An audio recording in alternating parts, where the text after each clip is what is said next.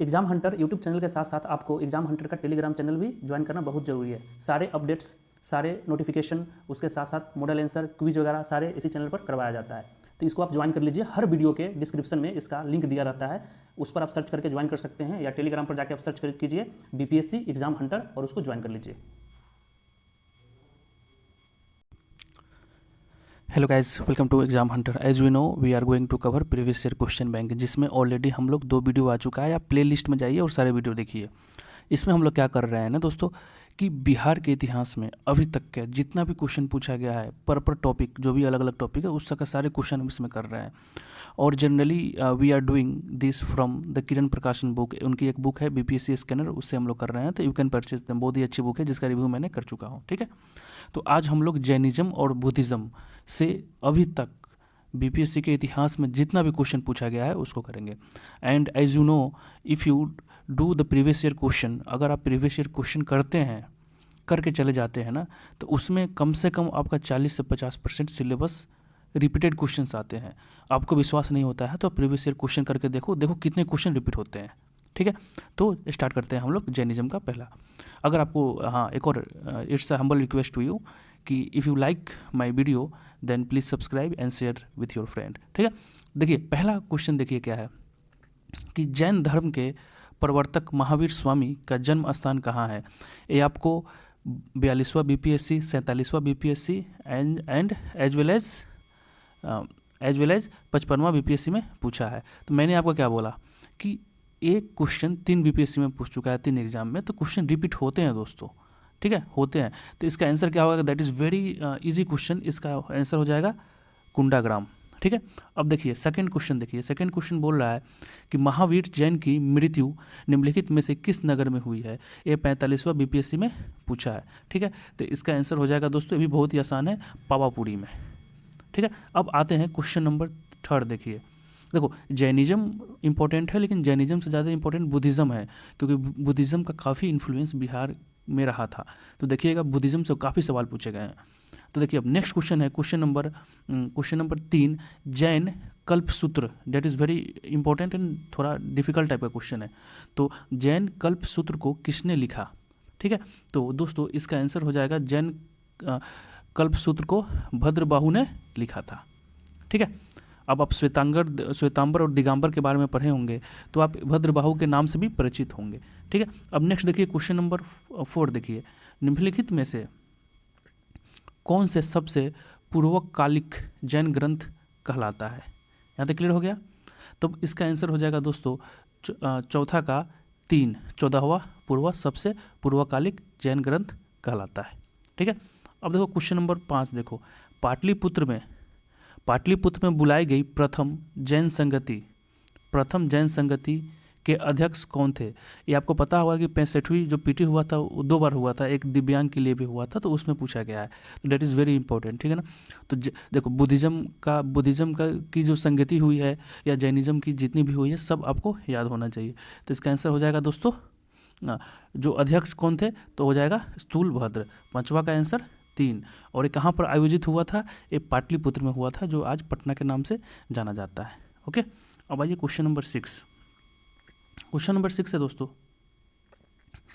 कि वह स्थान जहाँ महावीर ने पूर्ण आध्यात्मिक ज्ञान, जिसको कैवल्य ज्ञान भी बोलते हैं, ये क्वेश्चन प्राप्त किया था, कौन सा ऐसा जगह था।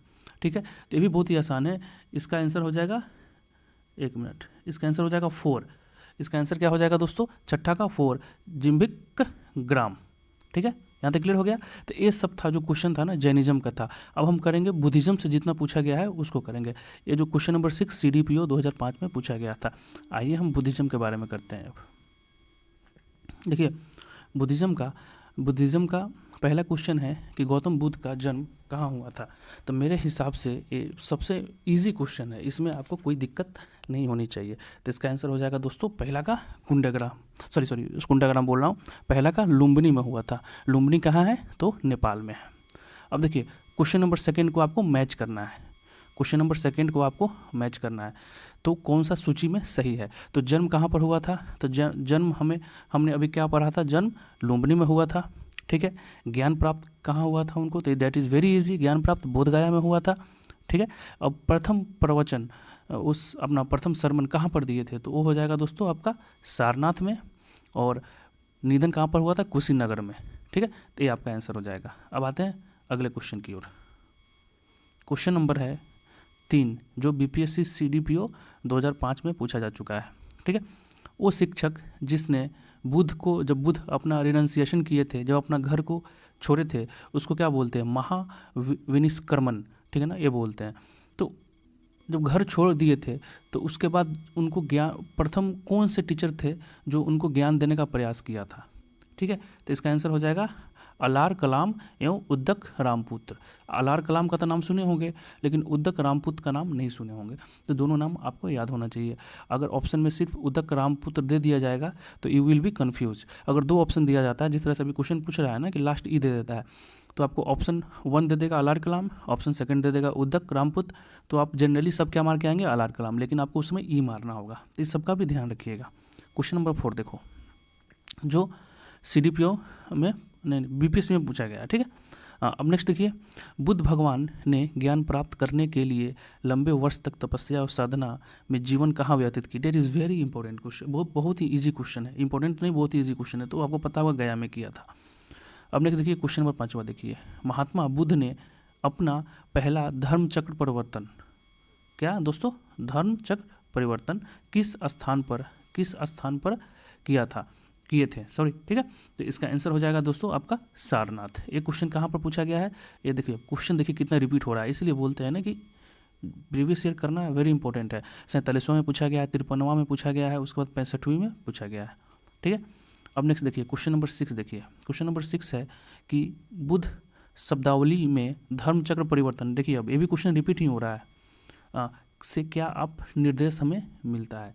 ठीक है, तो इसका आंसर हो जाएगा बुद्ध का प्रथम, छठा का क्या हो जाएगा, बुद्ध का प्रथम उपदेश।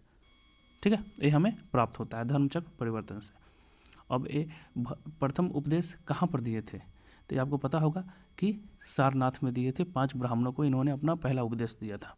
अब आ जाओ क्वेश्चन नंबर 7 देखो, गौतम बुद्ध ने अपना प्रथम उपदेश कहाँ पर दिया था, तो वही क्वेश्चन रिपीट हो रहा है। वही तो बोले कि अगर आप एक क्वेश्चन करोगे ना तो प्रीवियस ईयर करके जाओगे ना तो अधिकतर रिपीट ही हो जाएगा, कहीं ना कहीं से डायरेक्ट इनडायरेक्ट आपको रिपीट होगा। तो एक क्वेश्चन पूछा गया है 56वां से 59वां में पूछा गया है दोस्तों, और इसका answer as you know the correct answer is 3 Sarnath. ठीक है, क्वेश्चन नंबर 8वां देखो, क्वेश्चन नंबर 8वां 47वां से 53वां बीपीएससी में 47वां में भी पूछा गया है, महात्मा बुद्ध का महापरिनिर्वाण कहाँ हुआ था। ठीक है, तो 8वां का आंसर हो जाएगा महापरिनिर्वाण, मतलब क्या हुआ ना कि मर गए थे, उनके देह त्याग के चले गए थे, तो डेट इज़ कुशीनगर। ठीक है, इसका आंसर हो जाएगा कुशीनगर।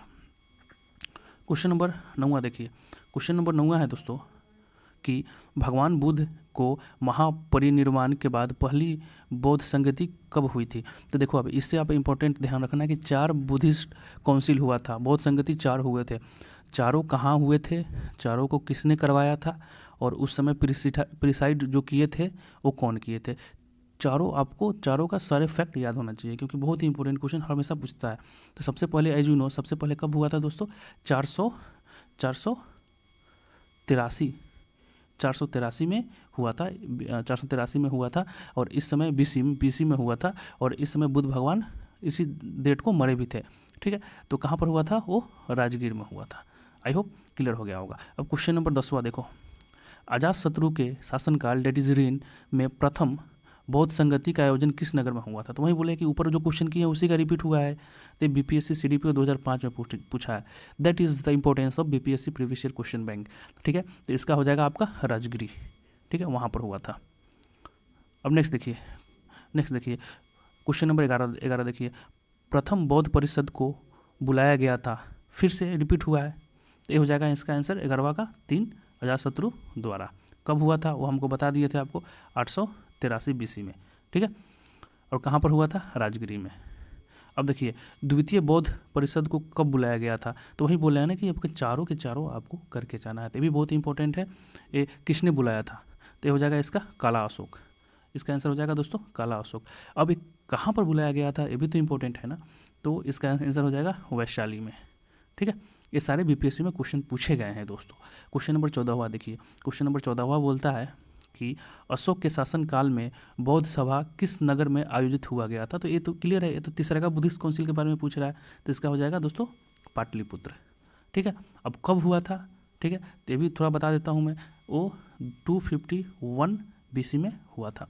अगला क्वेश्चन देखिएगा, तृतीय बुद्ध काउंसिल कहाँ पर आयोजित हुआ था? देखिए फिर रिपीट हो गया, 53वां BPSC में पूछा है, 46वां में पूछा है, 45वां में पूछा है, तो 15वां का भी आंसर क्या हो जाएगा? That is Pataliputra. अब देखिए, अब क्वेश्चन नंबर 16 देखिए, तृतीय बौद्ध परिषद डेट इज बुद्धिज्म काउंसिल को बुलाया गया था, फिर से रिपीट हुआ है, ठीक है, तो इसका आंसर हो जाएगा अशोक। इसको बताने की जरूरत नहीं है, आप सब जानते हैं। अब देखिए, त्रिपिटक जो है किसकी धार्मिक पुस्तक है? तो ये 63वां BPSC में पूछा है और बहुत ही आसान है, आपको पता होगा कि त्रिपिटक में कौन है। आप कमेंट करके बताइएगा, जो 3 पिटका है, त्रिपिटक जो है उसमें कौन कौन से है, कौन कौन से पिटक है, क्या क्या नाम है, उसको बताइएगा, तब इसका आंसर हो जाएगा बुद्धिज्म से रिलेटेड है। सूत पिटक, अभिधम पिटक, सब जो है ना, इसके बारे में 3 कौन कौन है उसका नाम बताइएगा, 2 हम तो पहले ही बता दिया आपको। क्वेश्चन नंबर 18वां देखिए, क्वेश्चन नंबर 18वां है, सांची के विशाल स्तूप किसके समय को निर्धारित करता है? डेट मीन्स जो सांची का जो विशाल स्तूप है ना, वो कौन बनवाया था? ठीक है, तो आपको पता होगा कि सांची का जो विशाल स्तूप है वो अशोक के समय बनवाया गया था, अशोक द्वारा ही बनवाया गया था। और अशोक कौन से राजा, कहाँ के राजा थे? तो मौर्यन नरेश थे, मौर्य के थे, तो इसका आंसर हो जाएगा ए। ठीक है, अब देखो, अब नेक्स्ट है क्वेश्चन नंबर 19, बरहुत एवं अमरावती सुप्रसिद्ध केंद्र थे किसके लिए? ठीक है, तो इसका आंसर हो जाएगा बुद्धिज्म क्षेत्र, ये सब था, बरहुत और अमरावती। इसका नाम आप ध्यान रखें, इससे एक बार नाम आप याद रखिएगा। ठीक है, क्वेश्चन नंबर 20 देखिए, बोधगया में महाबोधि मंदिर बनाया गया जहाँ, ये 45वां BPSC PT में पूछा गया है, जहाँ पर क्या हुआ था, क्यों बनवाया गया? क्योंकि आपको पता होगा कि वहीं पर गौतम बुद्ध को ज्ञान प्राप्त हुआ था। करेक्ट आंसर हो जाएगा बी। अब नेक्स्ट देखिए क्वेश्चन नंबर 21, अगर आप अफोर्ड नहीं कर सकते ना प्रीवियस ईयर क्वेश्चन बैंक, तो आप टेंशन मत लीजिए, सारे मैं करवा दूंगा।